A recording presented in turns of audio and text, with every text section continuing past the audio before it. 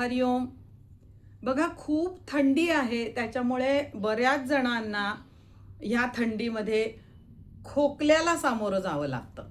म्हणजे खूप खोकला असतो, कधी-कधी कफ पडणारा खोकला असतो, कधी-कधी अगदी ड्राय खोकला असतो. म्हणजे खूप कोरडेपणा आलेला असतो आणि खूप खोकला येत राहतो आणि इतका त्रासून जातो आपण त्या खोकल्याने. तर ह्या खोकल्याबद्दलच आज आपण आपल्या व्हिडिओमध्ये एक खूप छान घरगुती उपाय सांगणार आहोत. तर नक्की व्हिडिओ शेवटपर्यंत बघा. नमस्कार, मी स्वर्णा कौलगुड, निसर्गोपचार तज्ज्ञ, योग पंडित आणि योग प्राध्यापक आहे. तर ह्या थंडीमध्ये आता बघा, सकाळी खूप थंड असतं आणि रात्री पण खूप थंड असतं आणि दिवसभर मात्र ऊन असतं. तर ह्या थंडीमध्ये खूप कफ साठतो आणि काही ना काही, आता थंडीचे दिवस हे खरं म्हणजे आपल्या शरीराचं बल वाढवण्याचे दिवस आहेत. थंडीचे दिवस म्हणजे आपल्याला प्रचंड भूक पण लागते थंडीमध्ये आणि असं म्हटलंय म्हणजे आपल्या आयुर्वेदिक शास्त्रामध्ये, आयुर्वेदाच्या, की थंडीमध्ये अगदी दगडं खाल्ली तरी आपल्याला पचू शकतात. म्हणजे एवढं आपलं पचनाचं जे बळ आहे ते थंडीमध्ये खूप चांगलं असतं. त्यामुळे थंडीमध्ये भरपूर खाणं आणि भरपूर व्यायाम करणं, असं खरं म्हणजे थंडीच्या दिवसात आपण छान करू शकतो.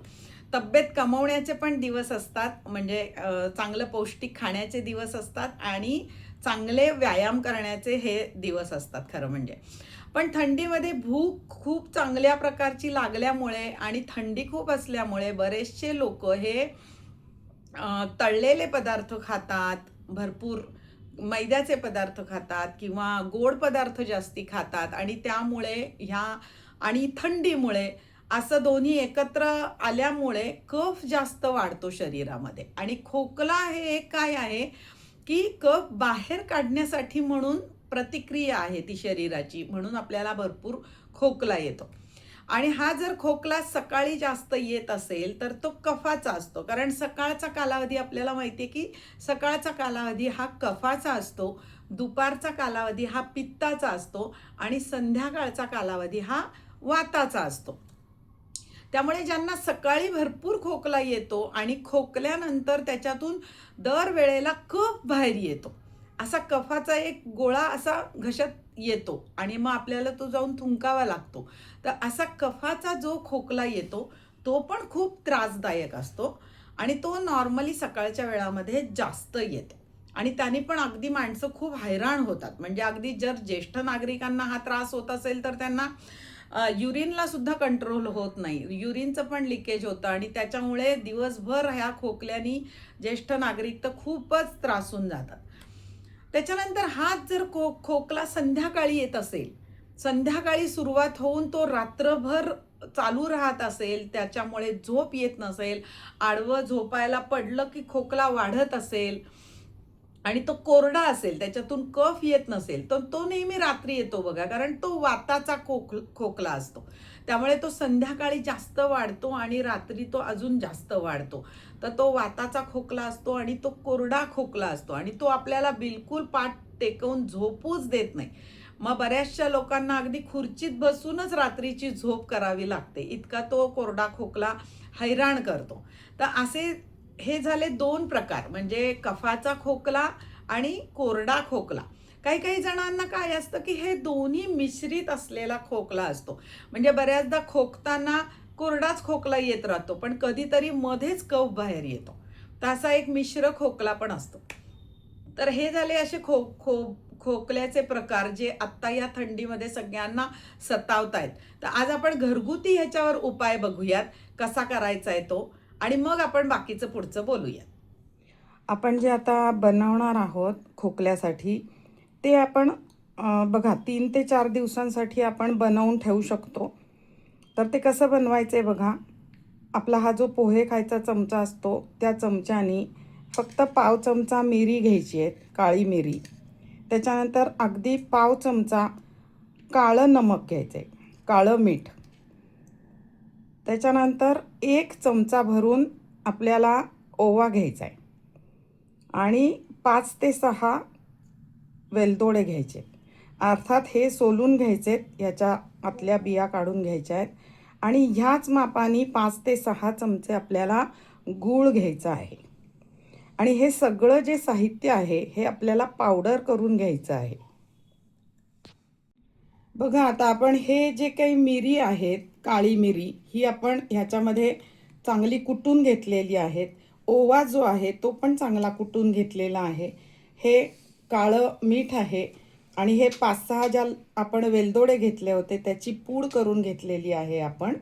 आणि आता हे सगळं आपण कसं शिजवणार आहोत गॅसवर ते आता आपण बघूया. हो. यामध्ये आपल्याला असे एक 2-3 आल्याचे तुकडे सुद्धा घ्यायचे आहेत मोठे, स्वच्छ धुवून चमच्यानीच त्याची सालं काढून घ्यायची आहेत. ह्याचा किस केला बारीकशा किसणीनी की तो साधारण 3 ते 4 चमचे तरी व्हायला पाहिजे. असं आलं घ्यायचं आहे आणि नंतर आपल्याला हे त्याच्यात टाकायचं आहे.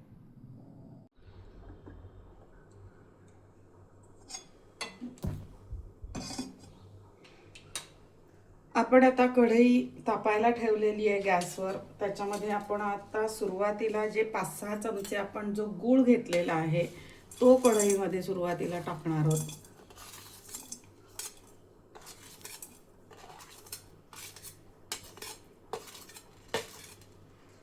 आणि हा खाली लागू नये म्हणून अगदी थोडंसं आपण याच्यामध्ये पाणी टाकणार आहोत. अगदी एखादा चमचा पाणी टाकायचं आहे आणि गूळ फक्त विरघळू द्यायचा आहे त्याच्यामध्ये. आपल्याला तो अजिबात त्याचा पाक वगैरे असं काही करायचं नाही आहे.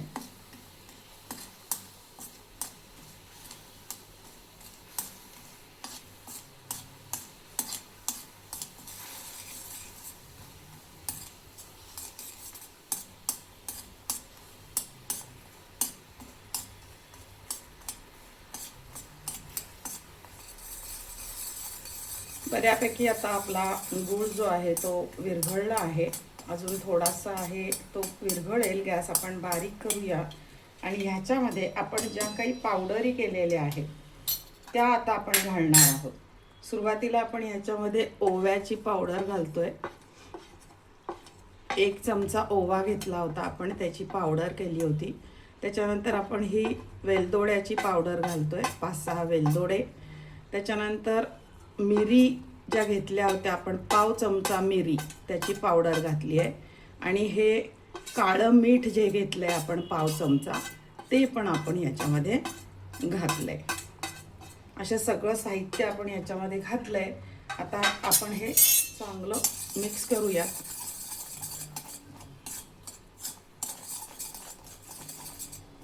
हे काही फार घट्ट करायचं नाही आहे. ह्याच्यामध्ये आता आपण आलं टाकणार आहोत. किसलेलं आलं सगळं ह्याच्यामध्ये टाकायचं आहे.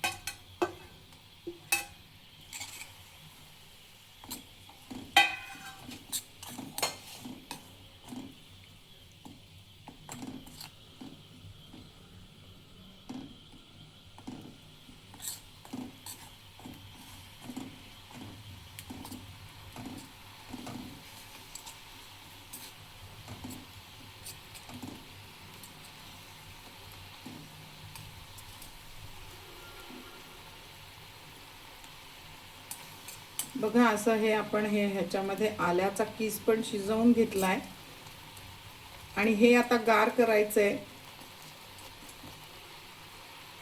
गार झाल्यानंतर आपण अशा काचेच्या बाटलीमध्ये हे काढून ठेवणार आहोत.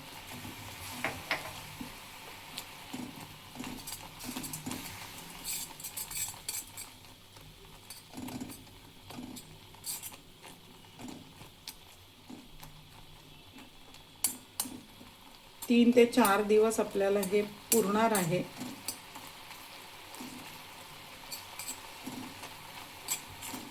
पाण्याचा अंश जो आहे तो बऱ्यापैकी आपल्याला जेवढा कमी करता येईल तेवढा कमी करून घ्यायचा आहे.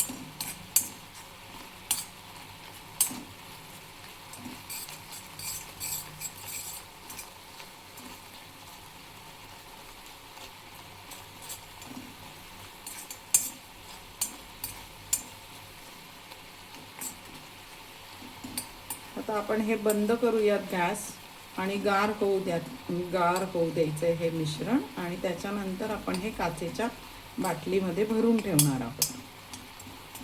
गॅस आता आपण बंद करूयात. फार अगदी ड्राय करण्याची पण गरज नाही आहे ह्याला. एवढं पुष्कळ झालं. आता बरोबर झालेली आहे त्याची कन्सिस्टन्सी.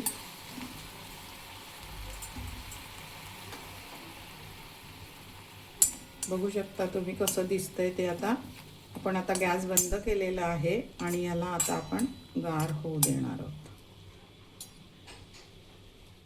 अशा काचेच्या बाटलीमध्ये हे भरून ठेवायचं आहे आणि जेव्हा आपण ते सकाळी आणि संध्याकाळी घेणार आहोत त्यावेळेला अगदी पाव चमचा एवढंसंच आपण हे घ्यायचं आहे आणि अगदी चावून चावून, म्हणजे आपली लाळ त्याच्यामध्ये मिक्स झाली पाहिजे असं अगदी चावून चावून चावून खायचं आहे हे. आणि अगदी त्याच्यावर वाटलं तर थोडं गरम पाणी, कोमट पाणी प्यायला हरकत नाही. असं हे पाव चमचा सकाळी, पाव चमचा संध्याकाळी हे चावून चावून खायचे आणि मग त्याच्यावर कोमट पाणी प्यायचे. आता बघा, आपण हे सगळं बघितलंय की हे कसं बनवायचंय. आता ते बनवून पण दाखवलेलं आहे, त्याच्यात कोणतं कोणतं साहित्य लागतं ते सगळं दाखवलेलं आहे. पण आता बघा की हा झाला कफ ज्यांना पडतोय, खोकल्यानंतर, खोकला आल्यानंतर त्याच्यातून कफ बाहेर येतोय, ओला खोकला आहे, त्यांच्यासाठी हे खूप छान आहे. पण ज्यांना वाताचा खोकला आहे, म्हणजे अगदी कोरडा खोकला आहे, अजिबात कफ येत नाही, त्यांनी हे बनवताना जसं आता आपण गुळामध्ये थोडंसं पाणी घातलं तर त्याच्याऐवजी ज्यांना कोरडा खोकला आहे त्यांनी गुळामध्ये साजूक तूप घालायचंय 1-2 चमचे आणि मग हे बनवायचंय आणि मग ते पाव पाव चमचा चांगलं चावून चावून चावून खायचंय आणि गरम पाणी प्यायचंय. तर ज्यांना कोरडा खोकला आहे त्यांनी निश्चितपणे लक्षात ठेवायचंय की ह्याच्यामध्ये तुम्ही थोडंसं गुळामध्ये साजूक तूप घाला. तर हे सगळं घ्यायचंय, ह्यानी खूप चांगला फरक पडेल तुम्हाला. अगदी 2-3 दिवसामध्येच तुम्हाला कळेल की तुमची खोकल्याची जी काही वारंवार जी काही क्वांटिटी होती, खूप वेळेला खोकावं लागत होतं, ते हळूहळू कमी होतं आणि खूप चांगला आराम पडतो आपल्याला. तर हे निश्चितपणे करून बघा. अजूनही काही घरगुती उपाय आहेत, जसं की ज्यांना मध चालतो, काही काही लोकांना मध चालत नाही, म्हणजे मधाचा 1 चमचा जरी घेतला तरी घशामध्ये खवखवतं, तर अशांनी मध घेऊ नका. पण ज्यांना मध घेण्याची सवय आहे, मध्ये आधे घेत राहतात, मध चालतं, त्यांच्या शरीराला ते सूट होतं, तर त्यांनी काय करायचंय की मधामध्ये अगदी थोडा, म्हणजे पाव चमचा किंवा पाव चमच्याहूनही थोडं कमी अशी सुंठ पावडर घालायची आहे आणि ती घ्यायची आहे. मधामध्ये सुंठ पावडर घालून ती चाटायची आहे आणि मग गरम पाणी प्यायचंय.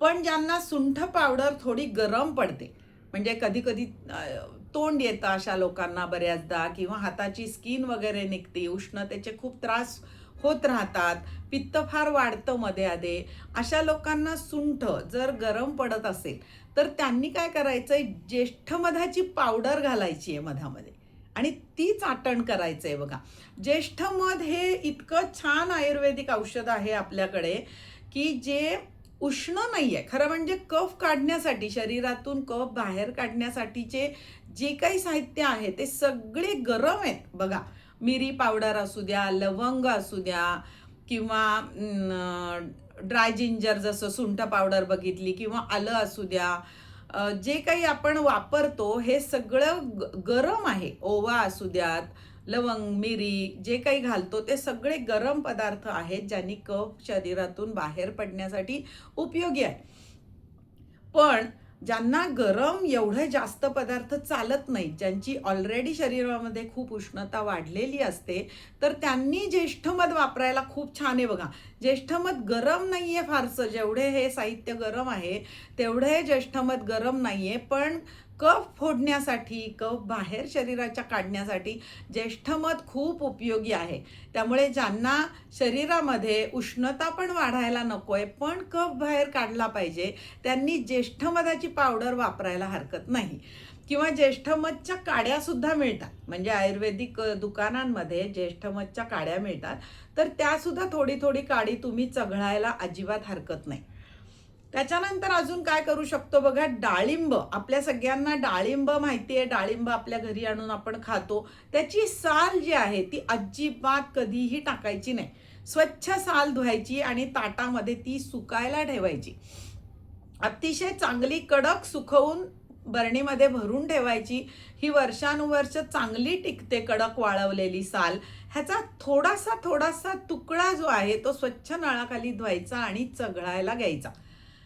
ह्यानी आपला खोकला लवकर थांबायला मदत होते. करून बघा, डाळिंबाची साल खूप उपयोगी आहे. त्याच्यानंतर कफ अगदी लहान मुलांना झाला असेल तर हे गरम सगळं साहित्य आपण लहान मुलांसाठी वापरू शकत नाही पोटात घेण्यासाठी.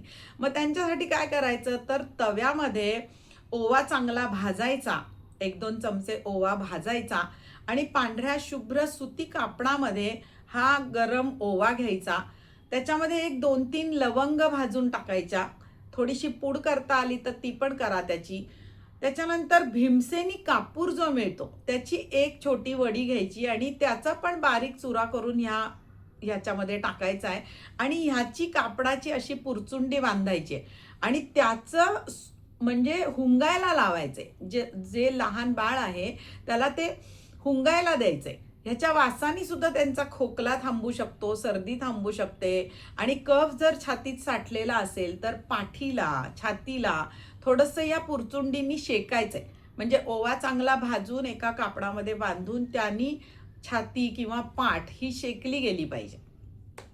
त्याच्यानंतर मोठ्या माणसांमध्ये ज्यांना कोरडा खोकला आहे, कोरडा खोकला हा खूप जास्त त्रास देतो, तर त्यांनी काय करायचंय की ज्येष्ठ मध घेताना पावडर म्हणा किंवा तुम्ही सुंठ पावडर घेताना म्हणा, त्याच्यामध्ये तुम्ही तिळाचं तेल का होईना किंवा खोबऱ्याचं तेल का होईना, असे स्निग्ध किंवा साजूक तूप का होईना ते कालवून त्याच्यामध्ये ती पावडर कालवून चाटण घ्यायचंय. म्हणजे तुम्हाला घशाला थोडीशी स्निग्धता येईल आणि हा कोरडा खोकला जो आहे तो कमी व्हायला मदत होईल. त्याच्यानंतर खोकून खोकून छातीत खूप दुखत असेल, पाठीत दुखत असेल, कफ साठला आहे, बाहेर पडत नाही असं वाटत असेल, तर तुम्ही तिळाचं तेल थोडंसं गरम करायचं आहे किंवा मोहरीचं तेल थोडंसं गरम करायचं आहे. ही दोन्ही तेलं ही उष्ण आहेत, ती थोडी गरम करायची आहेत आणि त्याच्यामध्ये तुम्ही मीठ घालायचं आहे. साधं मीठ घाला, काळं मीठ घाला, जे तुमच्याकडे मीठ आहे, ॲप्सम सॉल्ट असेल ते घाला. ते थोडंसं घालायचं आहे आणि ह्या तेलानी तुम्ही छातीला किंवा पाठीला हलकासा मसाज करायचा आहे. याने सुद्धा कफामध्ये खूप आराम पडतो आणि कफ बाहेर पडायला मदत होते. त्याच्यानंतर वाफारा घेणं, दिवसातून 2-3 वेळेला वाफ घ्या. त्याच्यामध्ये कोबीची जी हिरवीगार पानं असतात वरची, एकदम फार वरची, जी भाजी करताना लोक बऱ्याचदा काढून टाकतात, ती पानं स्वच्छ धुवून अशी घट्ट गुंडाळायची, किसायची आणि पाणी उकळायला लागलं की ही किसलेला किस त्याच्यात टाकायचा, झाकण ठेवायचं आणि थोडंसं उकळू द्यायचं 1-2 मिनटं आणि त्यानंतर गॅस बंद करून डोक्यावरून पांघरून घ्यायचंय आणि थोड्या थोड्या वेळ ताटली बाहेर काढून हे कोबी घातलेल्या पाण्याची वाफ घ्यायची. नाकानी घ्या, तोंडानी सोडा, तोंडानी घ्या, नाकानी सोडा, अशी वाफ घ्यायची आहे. बघा, सर्दीमध्ये म्हणा किंवा खोकल्यामध्ये म्हणा लवकर आराम पडायला मदत होते. त्याच्यानंतर कफ वाढवणारे पदार्थ अजिबात खाऊ नका. रात्री दही खाणं टाळा किंवा सीताफळ म्हणा, केळी म्हणा, दही म्हणा, हे वर्ज्य करा पदार्थ. त्याच्यानंतर गरम पाणी दिवसभर पीत चला. थंड खाण्याचं बंद करा. थंड काहीच प्यायचं नाही आहे, खायचं नाही आहे. ह्यानी सुद्धा आपला कफ आटोक्यात राहायला मदत होईल. त्याच्यानंतर दिवसभर झोपायचं टाळायचंय. जे लोक दिवसा झोपतात त्यांना कफ खूप वाढतो.